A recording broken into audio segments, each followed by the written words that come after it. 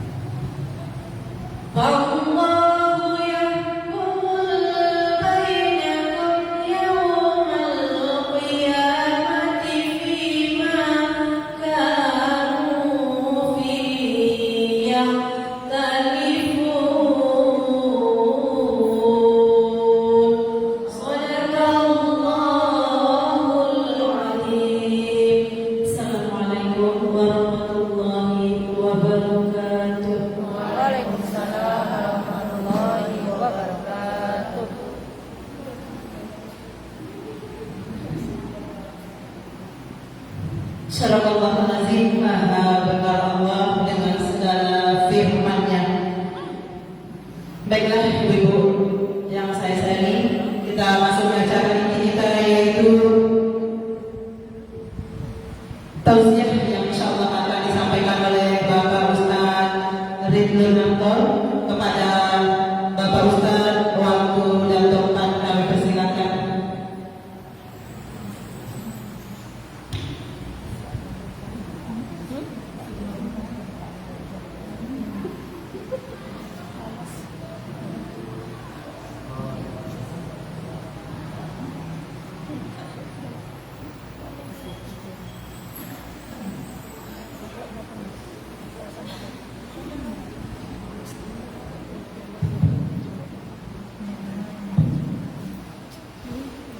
Bismillahirrahmanirrahim.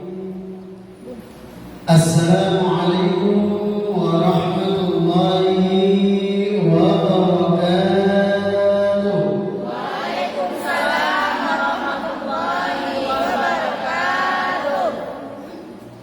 Alhamdulillahilladzi bi ni'matihi tatimmus shalihat. Wassalatu wassalamu ala sayyidis sadat wa ala alihi wa ashabihi ahli al-fadail wal karamat. Qalu subhanaka la ilma lana illa ma 'allamtana innaka antal alimul hakim. Rabbi shrah li sadri ويسر لي أمري واحلل عقدة من لساني يفقهوا قولي رضينا بالله ربا وبالإسلام دينا وبمحمد نبيا ورسولا وبعد. Yang kami hormati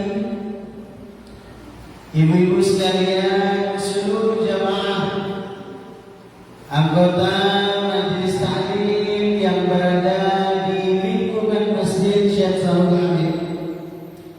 Yang besar tak disebut gelar, yang kecil tak disebut nama. InsyaAllah kita semua yang hadir pada sore hari ini dimuliakan oleh Allah Subhanahu wa Ta'ala. Amin.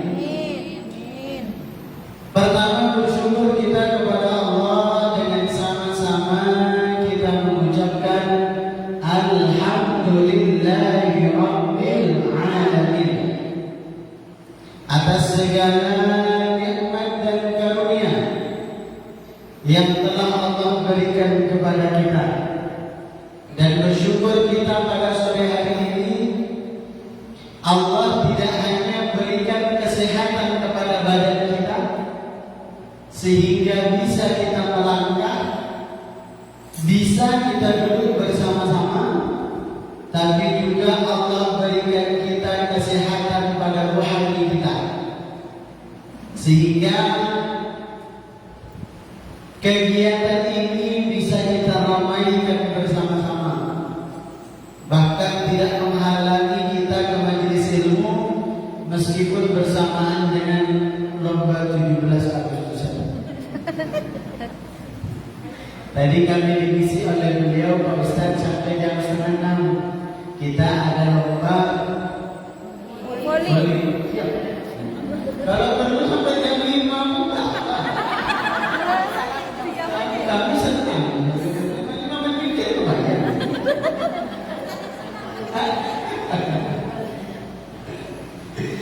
Bersalawat kepada Rasulullah dengan sama-sama kita mengucapkan Allahumma shalli ala sayyidina Muhammad wa ala ali sayyidina Muhammad. Bapak Ibu, ibu-ibu yang dimuliakan oleh Allah Subhanahu wa Ta'ala, apa kabar semuanya?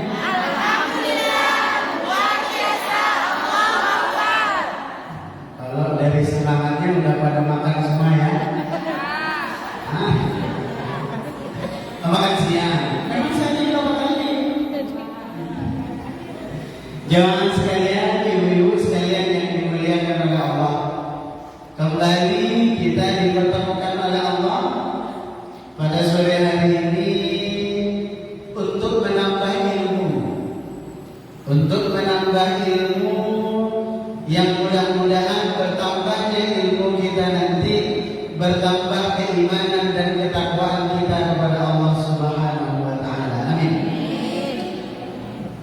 Tapi kalau saya tidak salah ingat, terakhir kami diundang ke Syekh Sa'ud Hamid itu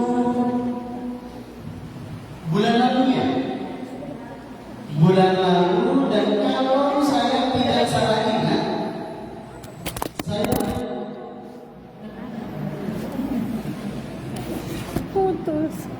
Selain itu apa lagi pasang lagi? Tahu nggak? Itunya putus. Hah? Putus. Ini ngakak. Gak bisa dipasang lagi. Bisa.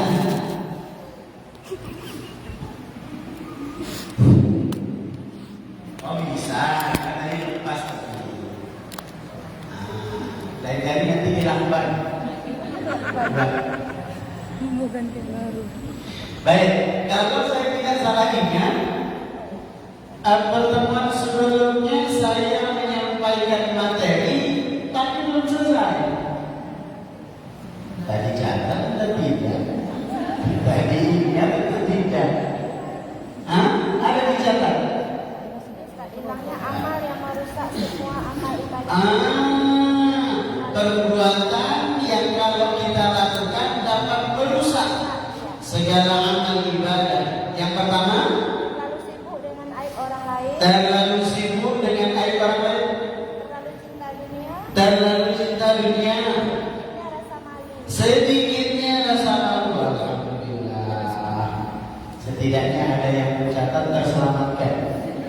Kalau tidak ada satu pun yang mencatat, memang saya kata-kata ini bisa menjadi serangan. Baik, kemarin sudah kita kaji 3 poin pertama. Apa saja yang merusak pahala segala amal yang sudah kita lakukan bisa rusak. Pertama kemarin sudah kita bahas, terlalu sibuk dengan keburukan orang lain. Hati-hati. Yang kedua, hubbud dunia, terlalu cinta dunia. Sudah. Yang ketiga, qillatul hayat, sedikitnya rasa malu. Sekarang kita bahas yang keempat. Apa poin yang keempat? Yang karena penyebab ini, apapun ibadah yang kita lakukan menjadi sia-sia, hilang pahalanya, rusak ibadahnya. Apa yang keempat? Kurangnya ilmu. Apa yang keempat? Kurangnya ilmu. Orang sholatnya khusyuk, tapi ilmu tentang sholatnya tidak ada. Kira-kira sholatnya sah atau tidak? Hah? Ada orang sholat mungkin khusyuk, tapi dia tidak berilmu. Dia tidak tahu bagaimana wudhu yang sempurna. Dia tidak mengerti bagaimana bacaan dan gerakan yang sempurna. Kira-kira sholatnya sah atau tidak? Tidak. Pasti tidak sah. Ada orang yang membayar zakat, tapi dia tidak tahu berapa nominal yang harus dikeluarkan, berapa persen, dan mesti dibagikan ke siapa orang yang berhak menerima zakat. Kurang ilmunya. Kira-kira zakatnya diterima atau tidak? Tidak. Kita baca Al-Quran, sembarang saja bacanya. Oh, kami proses belajar Ustaz. Bagus. Yang keliru adalah sudah tahu bacaannya salah, tidak mau berproses untuk belajar. Kira-kira baca Qurannya berpahala? Tidak berpahala. Oh, tapi kami pernah dengar ceramah Ustaz, katanya kalau terbata-bata pahalanya 2. Pernah dengar ini? Kan hadis Nabi mengatakan, man qara'a harfan fi kitabillah falahu 10 hasanat. Siapa yang membaca Al-Quran 1 huruf, pahalanya berapa? 10 kebaikan. Itu kan lancar. Kalau terbata-bata, kata Rasulullah 2. Loh, itu buktinya tetap berpahala 2 kali lipat berarti dong Ustaz. Ya. Loh, tapi katanya tak berpahala kalau nggak ada ilmu. Ini maksudnya terbata-bata, tapi dia proses belajar. Terbata-bata, tapi dia tak mau belajar. Percuma baca Al-Qurannya. Man lam yujawwidil Qur'ana athimun. Siapa yang membaca Al-Quran tanpa tajwid, hukumnya dosa. Kemarin hari raya kurban, sibuk membeli hewan kurban, sibuk menyembelih hewan kurban, sibuk mengumpulkan dana kurban, tapi kurang ilmunya. Kira-kira diterima atau tidak kurbannya? Kita bahas sekarang satu-satu bukti bahwa kurangnya ilmu menyebabkan sholat kita, ibadah kita, serta amal-amal yang lainnya tidak diterima. Misal, saya cek nih, kira-kira jamaah di lingkungan Masjid Syekh Zahul Hamid cukup ilmu atau belum dalam beramal?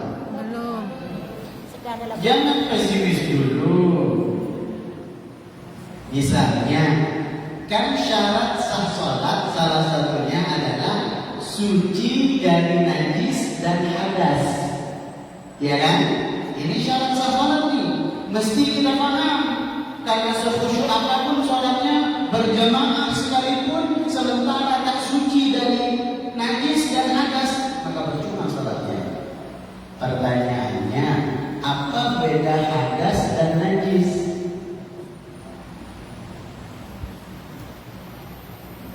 Apa beda hadas dan najis? Kalau hadas kan ada hadas kecil, ada hadas najis, ada ringan, sedang, berat. Bedanya apa? Saya kasih contoh lagi.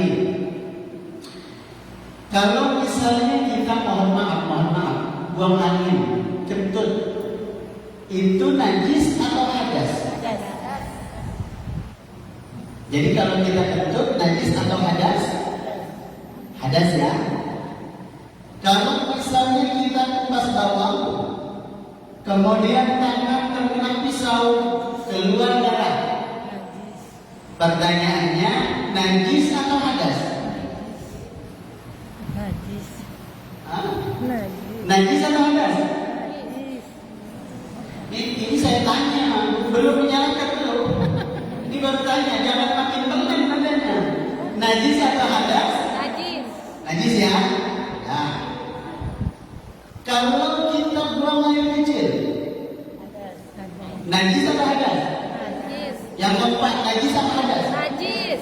Kalau itu najis, berarti setelah cebok boleh langsung sholat. Nah. Harus wudu, harus wudu. Memang tak wudu. Hadas. Kalau ada yang mengatakan itu hadas Ustaz, berarti habis buang air kecil, naikkan celana, langsung wudu. Cebok dulu.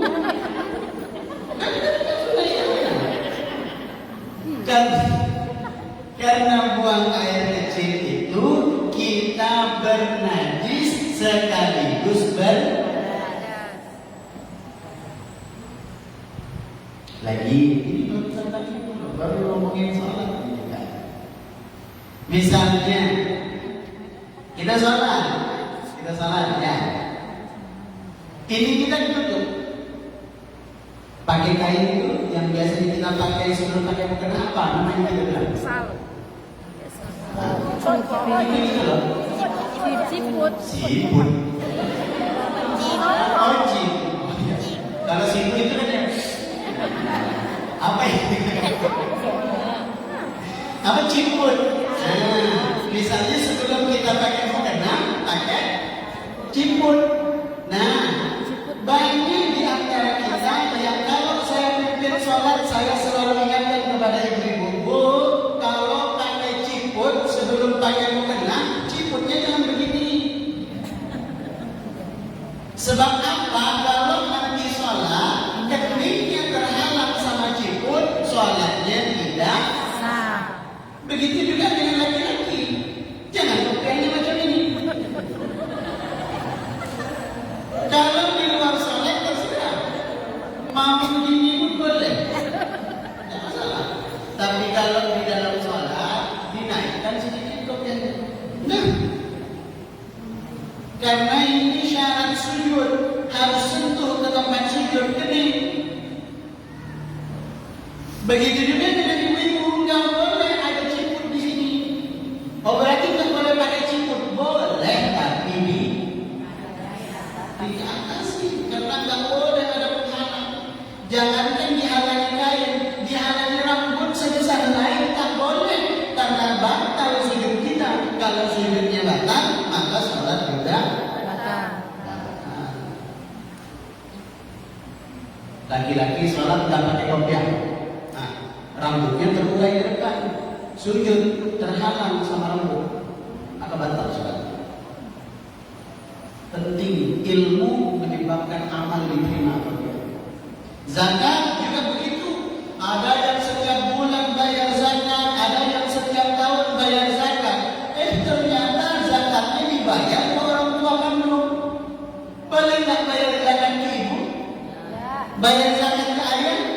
Tidak boleh. Zakat itu penghasilan kotor atau hasil bersih? Kotor. Kotor atau bersih? Isi. Kalau dibilang hasil bersih, bersih betul gaji kita. Iya kan? Kalau gaji kotor, misal sebulan terima 5 juta, maka bayar dulu 2,5%-nya. Sebulan 10 juta, keluarin dulu 2,5%-nya. Itu gaji kotor. Kalau gaji bersih, misalnya 5 juta, utang di warung bayar dulu, cicilan mukena bayar, cicilan Mexico bayar dulu. Arisan bayar dulu, biaya sekolah semuanya dibayar. Kalau zakat itu gaji bersih, rata-rata tiap bulan memang gaji kita betul-betul bersih.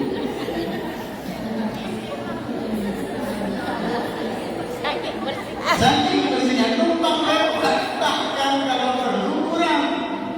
Kenapa kurang? Karena gaji bulan ini menutupi hutang bulan.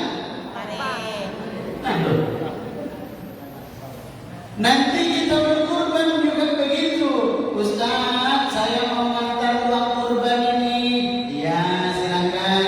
Tapi ya Ustaz, pahanya kami minta ya. Nanti tulangnya kami minta. Nanti kepalanya juga kami bikin sup. Nanti dagingnya kami mau bikin rendang. Banyak betul requestnya.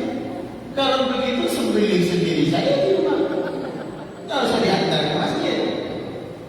Sama apapun ibadahnya tanpa ilmu batal. Apapun ibadahnya tanpa ilmu percuma.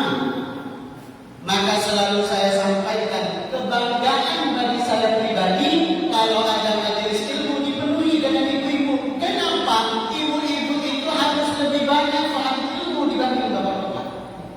Kenapa? Karena bapak itu lebih sibuk di luar. Kewajibannya mencari nafkah. Yang sehari-hari di rumah mendidik anak siapa? Ibu.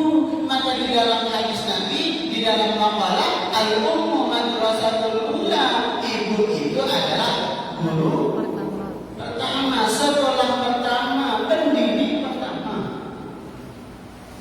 Maka penting ilmu, termasuk juga tentang Agustusan ini.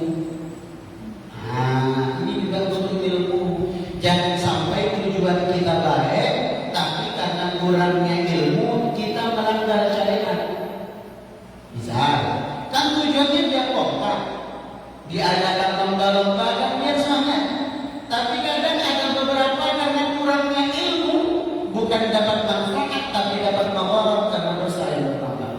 Contoh, beberapa waktu yang lalu kami dapat pertanyaan dari jamaah, Ustaz, di komplek kami di Jayu ada yang nanya, Ustaz, di komplek kami ada lomba futsal bapak-bapak 17 Agustus. Oh bagus, itu dia kompak antar bapak-bapak, dia kompak luar biasa. Tapi masalahnya pakai daster Ustaz. Kok pakai daster? Kenapa? Dia Ustaz kalau pakai celana dia biasa, biar seru pakai. Biar apa? Biar apa? Saya tanya, biar apa? Kalau misalnya biar mainnya lebih susah karena keseributan, kan bisa pakai sarung. Kenapa mesti daster?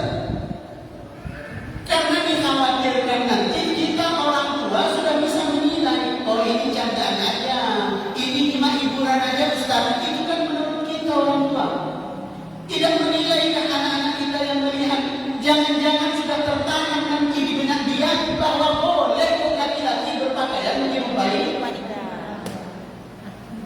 Coba. Silahkan kalau mau suruh-suruh ganti, tidak harus daster. Karung di apa yang aja. Kalau perlu spanduk hari ini di bidangnya, boleh. Jangan dia melanggar syariat dan kurangnya ilmu.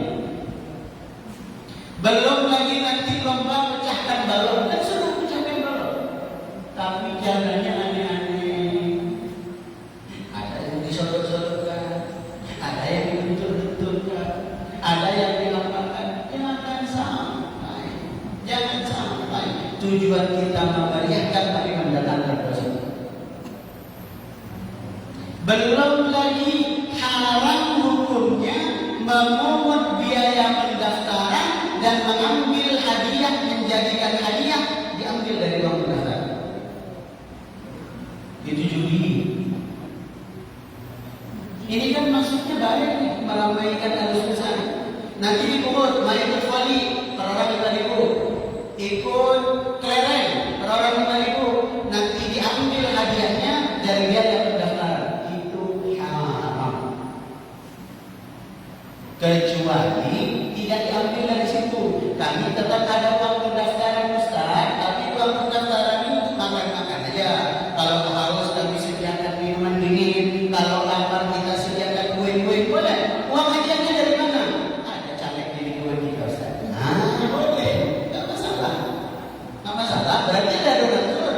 Atau misalnya di lingkungan kita belum ada caleg lagi Ustaz, lalu hadiahnya dari mana? Iuran warga. Jadi mau dia nanti ikut lomba atau enggak, iuran. Ada yang seikhlasnya, nggak pakai embel-embel. Ada yang seikhlasnya tapi pakai embel-embel. Seikhlasnya minimal. Seikhlasnya kok minimal. Udah di sini aja. Hanya Ustaz, maaf. Assalamualaikum warahmatullahi wabarakatuh. Bahwasannya ini berhubung daripada mereka bisik-bisik di belakang mengganggu, jadi saya tanyakan langsung aja masalah tadi. Ya. Kalau maaf ya Ustaz, biar gercep. Masalahnya gini, 17-an kan banyak lomba-lomba. Jadi warga dimintain iuran 50.000 per kakak. Jadi mohon maaf Ustaz, apakah itu termasuk ada? Dan ini bukan uang pendaftaran. Kalau pendaftaran kecuali kalau saya ya ikut lomba voli saya bayar. Itu baru ya. Nah, kalau uangnya sabar. Ini kusuk-kusuk Ustaz mengganggu. Sabar, kita fokus ini Ustaznya masih ada dari dulu. Ya kan? Nanti setelah ini bukan dapat ilmu malah Ustaznya digibahin. Ini Ustaz sesat. Masa kita iuran jadi judi katanya? Nanti dia bukan dulu. Tuh. Dilanjutkan nih. Lanjut.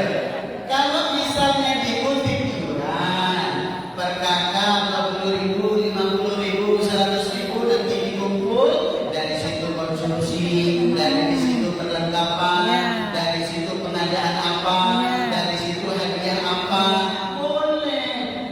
Yang nggak boleh itu pendaftaran. Apa beda iuran sama pendaftaran? Kalau iuran itu saya bayar, tanggung jawab saya sebagai masyarakat. Mau ikut lomba, tak ikut lomba, terserah. Kewajiban. Kalau pendaftaran, kalau saya mau ikut lomba, wajib. Kalau saya tak ikut, tidak wajib. Sampai sini paham? Kenapa itu dikatakan judi? Karena misal yang ikut lomba ini 10 orang, masing-masing biaya pendaftaran 10.000 misalnya. 10 orang yang ikut, apakah 10-10-nya menang? Enggak mungkin lomba apa juaranya 10 orang. Maka misal diambil 3 juara, yang 7 dapat hadiah enggak? Enggak. Duitnya habis. Itu judi, kita topa-topa, ayo kita main kartu, main remi, main apa segala macam. Siapa yang menang untuk dia duitnya, yang lain belum mau. Sama gitu. Kalau iuran nggak apa-apa, pakai uang kas RT RW nggak apa-apa, ada sponsor donatur nggak apa-apa. Dah. Lanjut. Belum Ustaz. Masih 32 menit lagi. Hah? 32 menit? Baik, satu poin lagi. Yang terakhir, termasuk juga yang membatalkan seluruh amal ibadah kita apapun ibadah kebaikan yang kita lakukan bisa batal pahalanya, yaitu kotornya apa? Kotornya hati. Kotornya hati. Gimana Pak Ustaz cara melihat hati kita ini bersih atau tidak, kotor atau tidak, sakit atau tidak? Gampang. Contoh, apa misalnya sholat? Hati kita kotor atau tidak? Misalnya sholat, bisa lihat. Kalau sholat di masjid, kira-kira sholatnya ada qabliyah dan ba'diyah atau tidak? Kita datang di Masjid Syekh Saud Hamid, sebelum sholat isya qabliyah dulu, nanti selepas sholat isya ba'diyah. Kalau sholat di rumah, kira-kira ada qabliyah dan ba'diyahnya apa tidak? Berarti kalau berbeda antara sholat kita di masjid dan sholat kita di rumah beda, berarti hati kita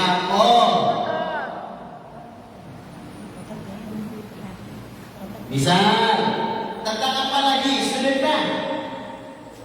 Kalau giliran sedekahnya diekspos, ada yang memfoto, ada yang ngevideo, waduh, berlomba-lomba jamaah.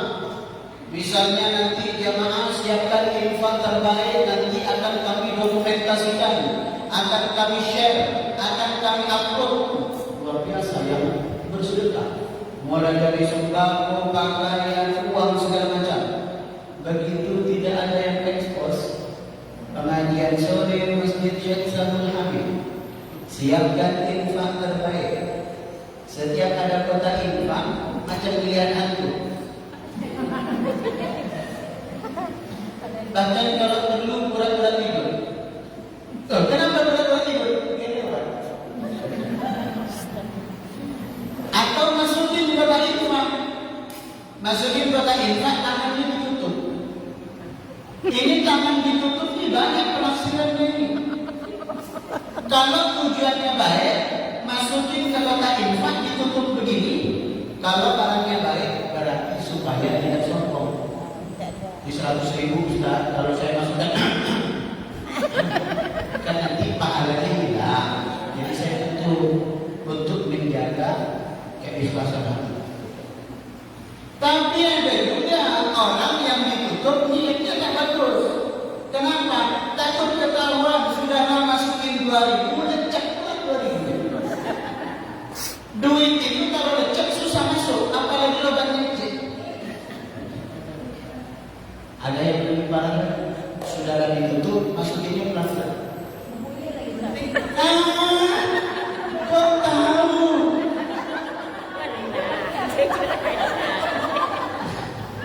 Kok tahu ya? Siapa yang bendahara?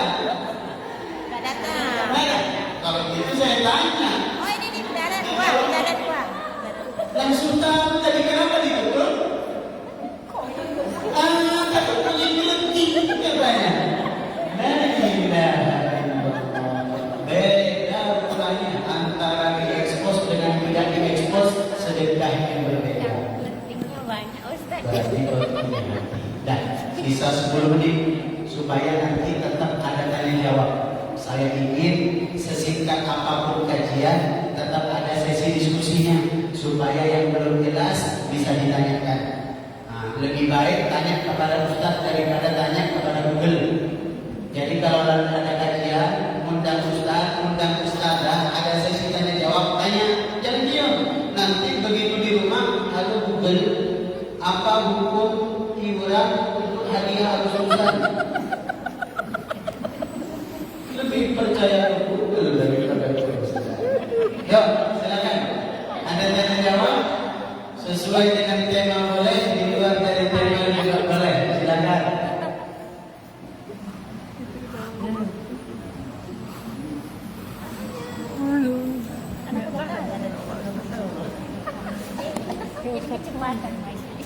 Nggak ada habis bising-bising jadi langsung tanya aja.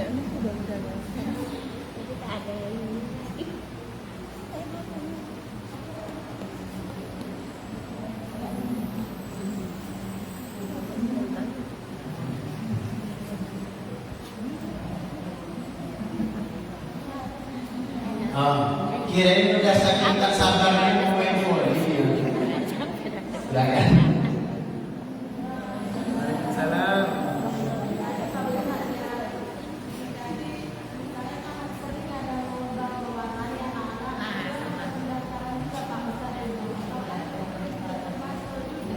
Iyalah. Saya sarankan kalau ibu punya anak-anak di mana ada event, di mana ada lomba, ikutkan. Selagi lombanya baik, mendidik, tidak melanggar syariat, ikutkan. Karena itu melatih mental anak kita. Lalu bagaimana kalau dipungut biaya Pak Ustaz? Perlu digaris bawah. Yang dilarang, yang diharamkan itu bukan memungut uang pendaftaran, bukan. Sekali lagi ya, yang diharamkan, yang dilarang bukan memungut uang pendaftaran. Yang diharamkan dan masuk kategori judi adalah ketika menjadikan uang pendaftaran itu sebagai hadiah. Paham maksud saya? Jadi kalau misalnya dipungut hadiah, misalnya lomba mewarnai dipungut beranak 50.000 misalnya. Kalau 50.000 ini nggak dijadikan hadiah nggak masalah. Mungkin karena lomba mewarnai kan butuh kertas, harus di-print, kemudian butuh alasnya, meja kalau duduk butuh disewa kursinya, itu untuk kebutuhan nggak masalah. Mungkin dia punya sumber dana lain untuk pengadaan hadiahnya. Mungkin ada donatur, mungkin ada sponsor, mungkin ada brand yang mensupport, itu boleh. Jadi yang diharapkan itu bukan menganggap uang pendaftaran, boleh, sah-sah saja. Tapi yang tak boleh menjadikan uang pendaftaran sebagai hadiah. Jadi kalau mau buat hadiah, beli hadiah, jangan ambil dari uang pendaftaran. Ada lagi? Maaf ya Ustaz, menyambung ibu tadi, bahwasanya kalau panitianya perumahan sendiri kita tahu bahwa uang pendaftaran itu nggak dipakai ya, kita sudah tahu itu. Tapi kalau yang di luar-luar, masa kita ini nanti uang pendaftarannya buat mana Ustaz? Ya besok kita mau daftar, nanya ya. Kadang kan bahasanya itu uangnya pun sebenarnya memang untuk hadiah, cuman di situ nggak dibilang untuk hadiah. Nggak ada klarifikasi kalau bahwasannya uang pendaftarannya ada. Biasanya cuma gitu aja. Lomba mewarnai sekian-sekian. Jadi gimana itu? Baik, kalau kita panitia, kita bisa jaga, kita bisa hati-hati, kita bisa terapkan ilmu yang tadi sudah kita tahu. Kalau kita peserta Ustaz, kita kan nggak tahu dapurnya di mana, kita nggak tahu alokasi dananya di mana. Maka kalau kita yakin itu adalah panitia yang amanah, kita yakin itu sering adakan event-event, kita yakin insya Allah semuanya orang-orang baik, kita daftar selesai. Nggak usah gitu. Apalagi syukuron, nanti nggak jadi anak kita ikut lomba. Jadi ikut saja. Ini ilmu untuk kita hari ini yang kebetulan banyak event, yang kemungkinan jadi panitia, yang kemungkinan jadi bendahara dan seterusnya. Hati-hati. Kalau ada orang lain dekat dengan kita kasih tahu. Kalau ada orang lain saudara kita jadi panitia di perumahannya, kita kasih tahu. Jadi pahala besar buat kita. Tapi kalau kita nggak kenal nggak apa, judi. Ya kok kayak gitu. Nanti ada lomba mewarnai judi. Jadi kalau kita nggak tahu, ya sudah kita husnuzon, daftar, ikutkan. Sambil berdoa, ya Allah, mudah-mudahan diambil dari duit pendaftaran. Pasti ada sponsor, pasti ada, dan seterusnya. Biasanya ada. Allah. Ya, mau ada dua, boleh. Ya. Mewakilkan. Assalamualaikum warahmatullahi wabarakatuh. Ini mengenai najis, katanya najis ada 3, ringan, sedang, berat. Jadi saya ingin perbedaannya najis ringan, sedang dan berat. Sama hadas tadi. Sama dan perbedaan najis dan hadas. Hadas. Iya. Saya mau tanyakan. Ini jadi dua kali pertemuan ini. Biar Bukan, terang. saya tadinya ingin menjelaskan ini secara terperinci. Tapi saya konfirmasi ke Ibu Ati, saya tanya, Bu, di masjid kita udah ada pengajian fikih apa belum? Kemudian kata beliau, Sudah. sudah. Udah lama dari fikihnya? Belum. Lama apa belum?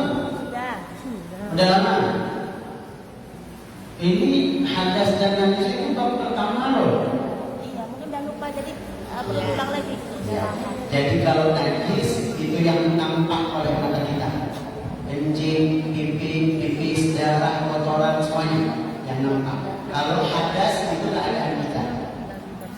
Hadas besar, hadas kecil. Jadi kalau kita pipis itu ada najis dan kita hadas. Najisnya itu air kencingnya sehingga kita mesti cebok. Hadasnya keadaan kita sehingga mesti kita berwudu.